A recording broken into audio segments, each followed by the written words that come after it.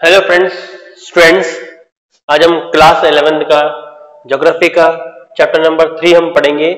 और पिछली वाली वीडियो में जो है आपको ब्रह्मपुत्र पेनिसुलर रिवर ड्रेनेज के बारे में बताया, फिर बिग स्मॉल रिवर्स के बारे में बताया जो वेस्ट की ओर, पूर्व की ओर पश्चिम की ओर बह रही है, और फिर small river of the flow of eastern direction, और वह छोटी नदियां जो पूर्व की ओर बह रही हैं। ठीक है, तो इस तरह से हम इस टॉपिक में आगे चलते हैं। और इस टॉपिक का जो लास्ट चैप्टर का जो लास्ट टॉपिक है वो है रिवर रेमिज, नदी का शासन।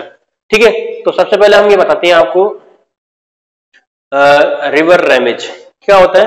अब रिवर रेमिज, नदी का शासन, यानी जो ड्रेनेज सिस्टम है, वो ड्रेनेज सिस्टम हमें किस में मिल रहा है। अब इस रेमिज में क्या आएगा, सबसे बड़ा इंपॉर्टेंट क्या है, ड्रेनेज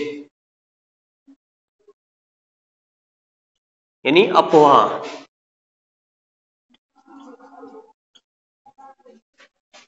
ठीक है, अब इसका शासन कहां पर है, ओनली फॉर कॉन्टिनेंटल।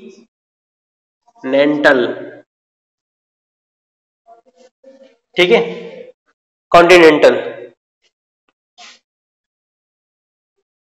या फिर हम इसे कह सकते हैं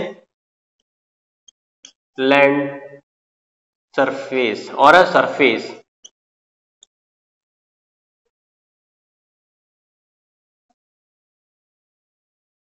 ठीक है, यहां देखिए आके तीन चीजें यहां पर मैंने बताई है, continent, land and surface area. ठीक है, तो आगे देखिए हम चलते हैं। तो हमने कहा रिवर रेमिज यानी नदी का शासन। तो नदी का शासन कहां पर होता है, ओनली फोर जो होता है, केवल ओनली होता है कॉन्टिनेंट, लैंड और सरफेस। तो अगर हम सरफेस की बात करें, सरफेस क्या, अपर सरफेस, यानी जितना भी हमारा कॉन्टिनेंट का भाग है, महाद्वीप का जो भाग है, सतह, वहां पर क्या करती है नदी, रिवर रेमिज यानी नदी का वहां पर शासन होता है। यानी जितने भी जो महाद्वीप है, वहां पर जो नदी बह रही है, वहां पर नदी वो क्या कर रही है, शासन कर रही है। हम ना तो ना इसको रोक सकते हैं, ना ही हम इसको जो है खत्म कर सकते हैं। ठीक है, तो उस समय जिस कॉन्टिनेंट में या जिस डिस्ट्रिक्ट के अंदर, जिस स्टेट के अंदर जो रिवर फ्लो है, नदी का जो प्रवाह है, वहां पर क्या है, रिवर रेमिज यानी नदी का वहां पे शासन है। हम केवल उस नदी के जो है रूट को चेंज कर सकते हैं। ठीक है, उसको कुछ समय के लिए रोक सकते हैं, डैम बनाकर, the build of dam, dam बनाकर भी। तो देखिए आप, तो वो कहां पर कर रही है, सरफेस पर क्या कर रही है, ऑल कॉन्टिनेंट। ठीक है, कॉन्टिनेंट सरफेस पर वो क्या कर रही है, रिवर रेमिज यानी नदी जो है वो शासन कर रही है। तो कॉन्टिनेंट पे वो क्या कर रही है, रिवर रेमिज शासन कर रही है। ठीक है, एग्जाम्पल के तौर पे मैं बता सकता हूं कि रिवर रेमिज में क्या होता है कि मान लीजिए हमारा एक कॉन्टिनेंट है, क्लियर। इस कॉन्टिनेंट में, इस महाद्वीप पर मान लो कोई माउंटेन है, ठीक है, माउंटेन यानी पर्वत है, और यहाँ पे कुछ रिवर जो है वो क्या कर रही है, फ्लो कर रही है। अब जितना भी इसका जो है फ्लो सिस्टम है, ये जो फ्लो है इससे, या फिर जब they deposit of water discharge of sea, यहां पर क्या आ गया, सी हो गया। तो जितना भी होल ये जो ड्रेनेज सिस्टम है हमारा इस रिवर का, ये होल ड्रेनेज, ये क्या है, रिवर रेमिज है। क्लियर, जहां पर भी इस महाद्वीप पर नदी बह रही है, उसका ड्रेनेज सिस्टम है, उसका अपवाह क्षेत्र है, वहां पर वो क्या है, रिवर रेमिज होता है। ठीक है, तो do you know about the quantity of water flowing the river channel is not a same throughout the year. यानी कहना मतलब है कि नदी का जो पानी है वो साल भर जो है एक समान नहीं रहता है, उसमें बदलता रहता है, क्योंकि रेनफॉल भी जो है इसके वाटर लेवल को जो है डिस्टर्ब करती है। ठीक है, एंड क्रिएट ऑफ वेरिएशन, और इससे जो क्षमता पैदा होती है, यानी नदी का पानी जो है कभी ऊपर की ओर होता है अपने, कभी नीचे की ओर, यानी ठीक है, in the various from the season and season. और ये जो है मौसम के अनुसार जो है चलता रहता है कि नदी का पानी कब ऊपर चढ़ रहा है, कब कम हो रहा है। ठीक है, in the which off season of do you expect the maximum flow of Ganga and Kaveri. आप जानते हो कि कौन से जो है मौसम के अंदर जो है गंगा और कावेरी का जो है पानी चार्ज होता है। In the pattern of flow, the water is a river canal of your is known as its region। ठीक है, तो अब क्या होता है, the pattern of flow water in the river channel over the year known as the regimes, यानी नदी का पानी जो साल भर जहां पर वो बह रहा है, जिस दिशा के अंदर डायरेक्शन में बह रहा है, दैट इज द रेमीज, वो नदी का शासन कहलाता है। ठीक है, उसके बाद देखिए आप आगे, in the north Indian rivers originate from the Himalayas and are the perennial as they are fed by the glacier through the snow melted and also receive the rainfall water during the rainy season.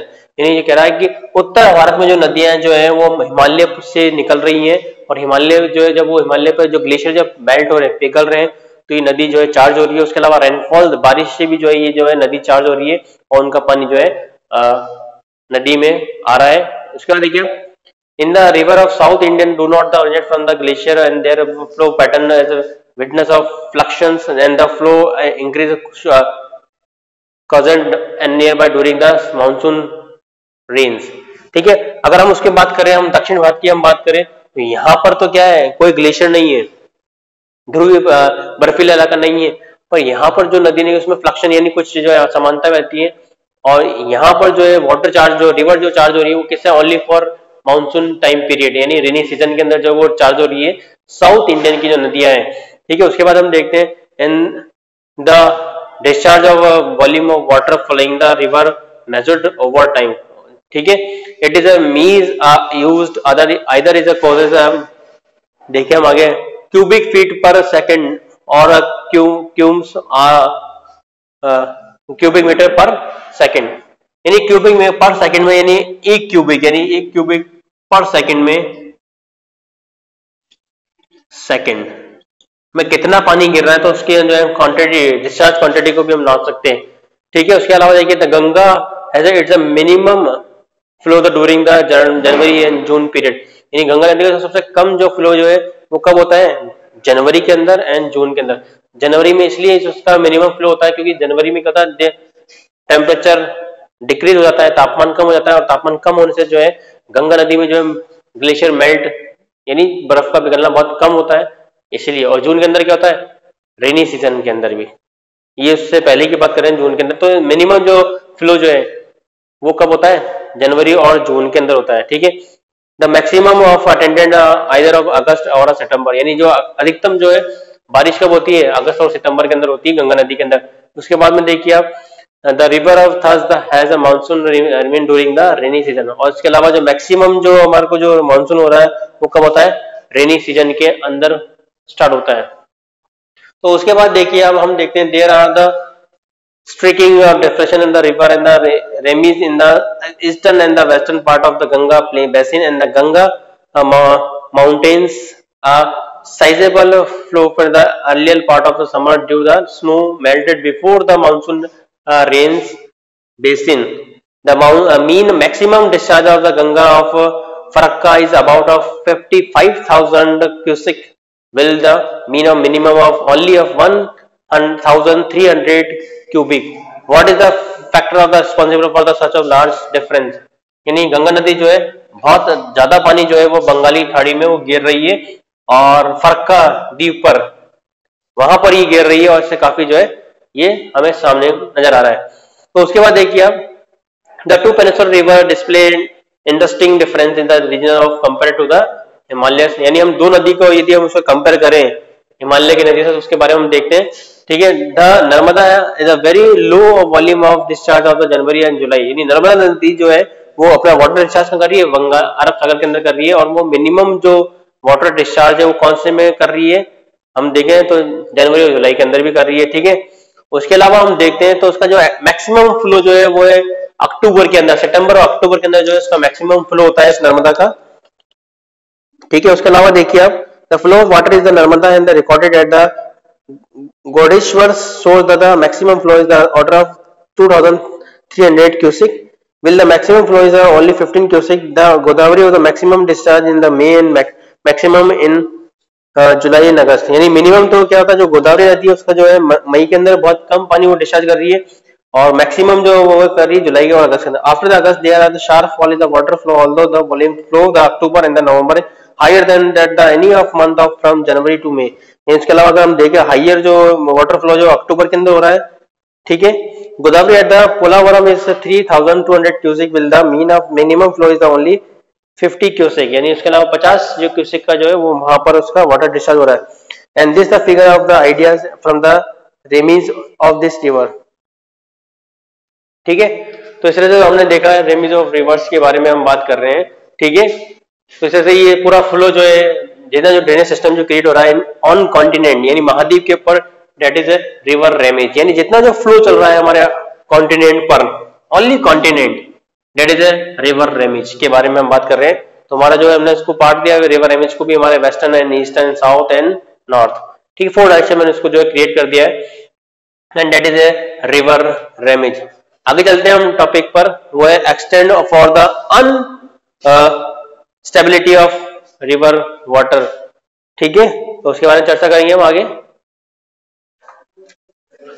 उसके बाद देखिए हम usability of river water, इन नदी के पानी का प्रयोग कैसे होता है। देखिए तो यहां पर देखिए हम कैसे होता है, द एवरी ईयर, ठीक है, हर साल जो है unevenly distribute of both of time and the space, यानी अगर हम देखें तो वो क्या, the carry about huge amount of sediments and water, यानी बड़ी मात्रा में जो है नदी अपने साथ जो है कंकड़ पत्थर मिट्टी भी ला रही है पानी के साथ साथ। ठीक है, एंड देखिए आप, and there are the parallel river carrying water throughout the year, will the non parallel rivers have the very little water during the dry season.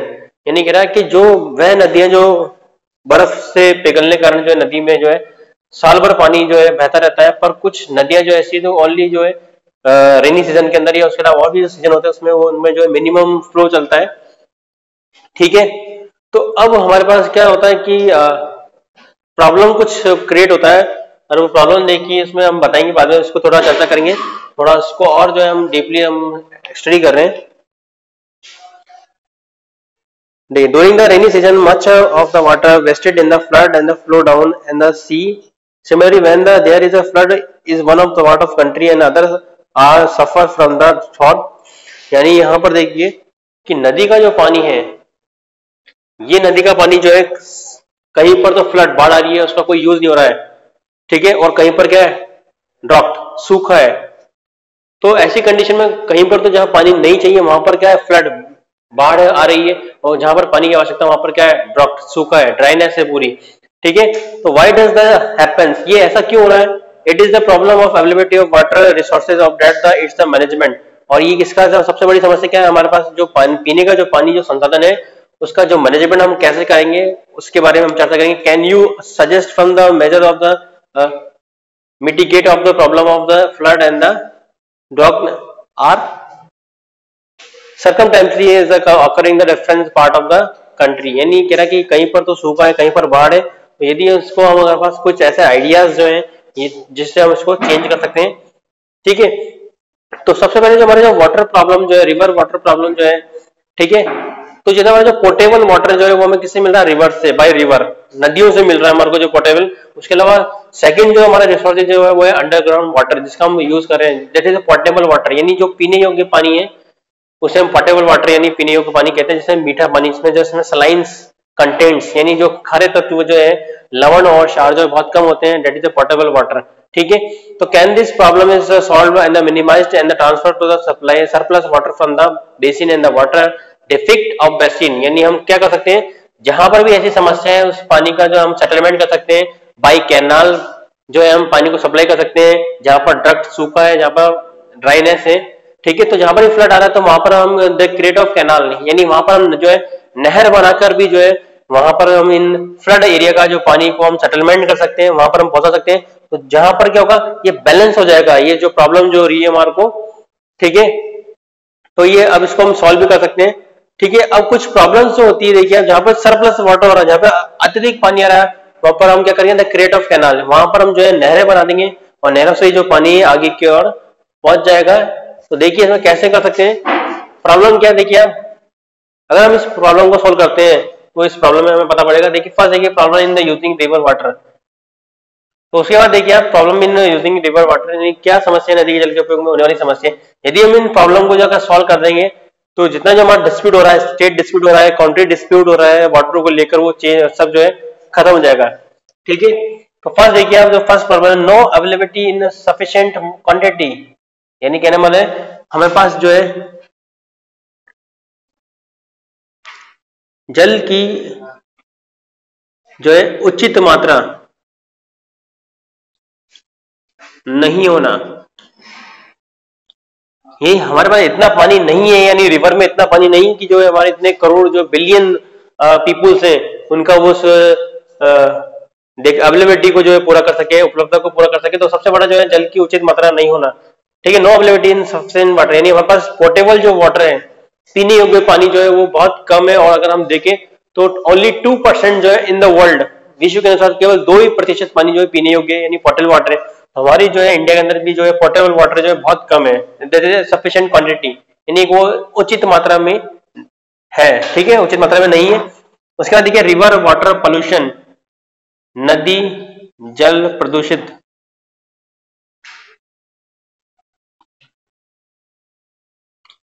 नदी का जल क्या हो रहा है, प्रदूषित हो रहा है, इसलिए जो हमारे को जो है यूजिंग ऑफ रिवर वाटर इसमें प्रॉब्लम क्रिएट हो रहा है, ठीक है। तो जितना जो हमारा many industry develop in country and state, यानी जो है जो है औद्योगिक इकाइयां जो है देश के अंदर, राज्य के अंदर जो है साबित हो चुकी है, और इससे क्या हो रहा है, पोल्यूशन क्रिएट हो रहा है, वाटर पोल्यूशन। और खासकर मेनली जो है रिवर, तो हमारा गंगा देख लीजिए आप, यमुना देख लीजिए, कावेरी देख लीजिए। Kaveri the most polluted river, यानी कावेरी जो है बहुत सबसे ज्यादा जो है प्रदूषित नदी में गिनी जाती है। उसके अलावा देखिए आप load of silt in the river of water, यानी जो है नदी जब अपने साथ में जो है काफी जो है सिल्ट यानी सेलिमेंट्स जो है वो अपने साथ लोड करके ला रही है, और इससे क्या हो रहा है, this create of physical barrier and the river change the route, यानी नदी जो है अपना मार्ग बदल रही है सिल्ट के कारण, इस सेलिमेंट्स के कारण, ठीक है। तो ये 3 प्रॉब्लम्स है। उसके बाद में हम नेक्स्ट चलते हैं 3 प्रॉब्लम्स के बारे में। और उसके बाद देखिए आप फोर्थ प्रॉब्लम देखिए आप, uneven season flow of the water, यानी नदी का जो है अनइवन, मौसमी असमानताएं,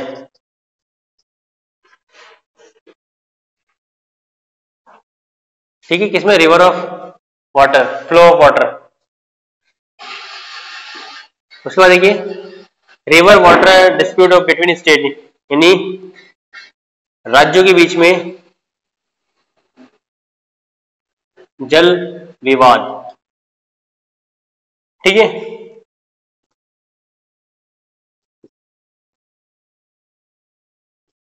shrinking of channel due the extension of settlement toward the lowland, यानी इसका मतलब ये कहना मतलब कि जो हमारा नहरों को आगे बढ़ाने में समस्याएं पैदा होती है, ठीक है, ड्यू द एक्सटेंशन ऑफ। तो देखिए uneven seasonal flow of water, यानी जल की मौसमी असमानता होती है, यानी कुछ सीजन में तो उसका जो है रिवर चार्ज हो रही है, और कुछ सीजन में वो क्या हो रही है, डिस्चार्ज खत्म, उसका जो वाटर लेवल जो है डाउन हो रहा है, ठीक है। फिफ्थ देखिए river water dispute between state, यानी कुछ राज्यों के अंदर जो है नदी को एक जल के लेकर जो है डिस्प्यूट यानी वाद विवाद पैदा हो रहा है, जैसे कावेरी नदी को लेकर हो रहा है आंध्र प्रदेश के अंदर और कर्नाटक के अंदर। तो वैसे हम देखिए shrinking of the canal due the extension of, यानी श्रिंकिंग ऑफ चैनल, यानी नहरों का जो विस्तार हम कर रहे हैं उनका विस्तार नहीं हो पा रहा, due the extension of the settlement, यानी उनका आगे बढ़ाने की जो है कोई भी योजना नहीं करी सरकार, केवल हमें बता दिया कि इस तरह कैनाल हम क्रिएट करें, पर वो आगे नहीं बढ़ पा रही है, ठीक है। तो इस तरह से कुछ प्रॉब्लम होती है हमारे यहाँ पर using of river water dispute. तो ये जो 6 प्रॉब्लम जो है ये इन एग्जाम में भी आपके आ सकता है, तो आप इसको जो अच्छी तरह से आप तैयार कर सकते हो। तो इस तरह से जो है हमारा ये चैप्टर जो है पूरा हो चुका है, कंप्लीट हो चुका है, चैप्टर नंबर 3। और उसमें जो है पहली बात आप ध्यान रखिए कि एग्जाम में क्या होता है, या तो आपको हिमालयन ड्रेनेज फ्लो के बारे में आप जो ऐसा टाइप क्वेश्चन आएगा, या फिर आएगा आपके पेनिसुलर या फिर ब्रह्मपुत्र, ठीक है। तो आपको पेनिसुलर और ब्रह्मपुत्र और हिमालयन जो है, और मोस्ट इंपोर्टेंट जो है हिमालयन ड्रेनेज सिस्टम है, आपको उसको याद करना पड़ेगा। थ्योरी बेस्ड ये क्वेश्चन है, आपको कुछ जैसे मैंने आपको ट्रिक्स बताई वैसे आप जो रिवर्स के बारे में, उनके लेंथ के बारे में, और उनके जितना जो इनका जो प्रैक्टिसेस जो फीचर्स है उसके बारे में आपको याद करके उस टॉपिक को तैयार कर सकते हैं। और एक छोटा सा क्वेश्चन बनता है शॉर्ट क्वेश्चन में, वो है problem of using of river water, की कौन कौन सी समस्या होती है नदी के पानी को यूज करने के लिए। समस्या 6 समस्या मैंने आपको बताई है। तो इस तरह से ये जो है that is a problem of using of river water, ये समस्या है।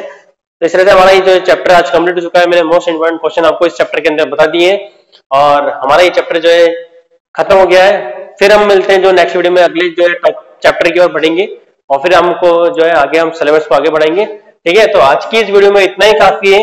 मिलते हैं फिर नेक्स्ट वीडियो में। धन्यवाद, थैंक यू।